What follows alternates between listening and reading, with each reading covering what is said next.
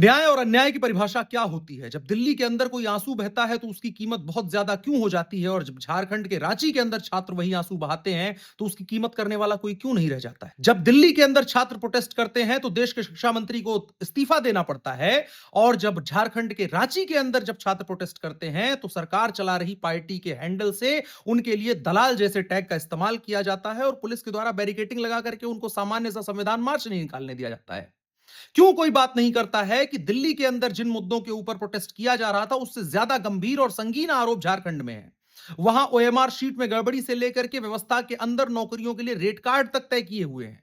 वहां नौकरियों के लिए जो चयन आयोग बने हुए हैं उसके अंदर बैठे अधिकारियों के परिवार के लोग व्यवस्था के अंदर आकर के करप्शन में इन्वॉल्व हैं। इसकी बात कोई करने वाला क्यों नहीं है? वहां जो मुख्यमंत्री हैं वो देश भर के अंदर जब कोई चीज होती है तो उसके अंदर कंसर्न उठाने के लिए पहुंच जाते हैं, लेकिन अपने ही राज्य के अंदर जब छात्र प्रोटेस्ट करने के लिए होते हैं तो कान में तेल डाल करके सो जाते हैं।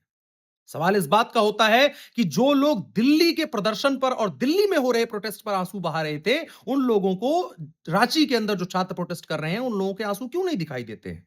और सवाल यहीं से खड़ा होता है कि जब वहां भी 9 से ज्यादा नौकरियों के अंदर जो परीक्षाएं हैं उनके ऊपर एक तरह से सवाल खड़ा हुआ है, 10 से ज्यादा गिरफ्तारियां हुई हैं, जिस नीट को लेकर के देश के अंदर पूरे प्रोटेस्ट हो गए। 2025 में आप पता करिए जो पेपर लीक का मामला सामने आया था उसके अंदर जो किंगपिन था वो हजारीबाग से निकल करके सामने आया था, झारखंड से निकल करके सामने आया था। और इसके अलावा ना जाने कितने अपराध से लेकर के और तमाम गुनाह के मामले झारखंड से निकल के सामने आते हैं। कल ही अभी देखिए 600 करोड़ के आसपास की संपत्ति पकड़ी गई है, अवैध रूप से ईडी ने रेड करके पकड़ी है। लेकिन उसकी बात कोई करने वाला नहीं है। कोई नहीं करने वाला है कि झारखंड के अंदर कांग्रेस समर्थित सरकार है और उसके द्वारा इस तरह की लापरवाही और गलतियां की जा रही हैं जो न सिर्फ छात्रों के भविष्य बल्कि पूरे राज्य के भविष्य को खतरे में डाल रही हैं। उस पर बात क्यों नहीं की जाएगी?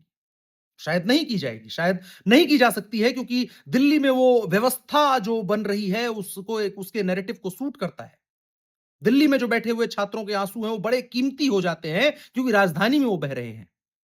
झारखंड के अंदर तो कोई महत्व है ही नहीं, झारखंड के छात्रों का तो कोई भविष्य है ही नहीं, झारखंड के छात्रों के आंसुओं की तो कोई कीमत है ही नहीं।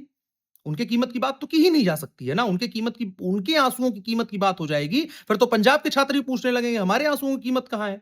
कर्नाटक के छात्र भी पूछने लगेंगे कि हमारे आंसुओं की कीमत कहां है। इन आंसुओं की कीमत कभी नहीं दी जाएगी।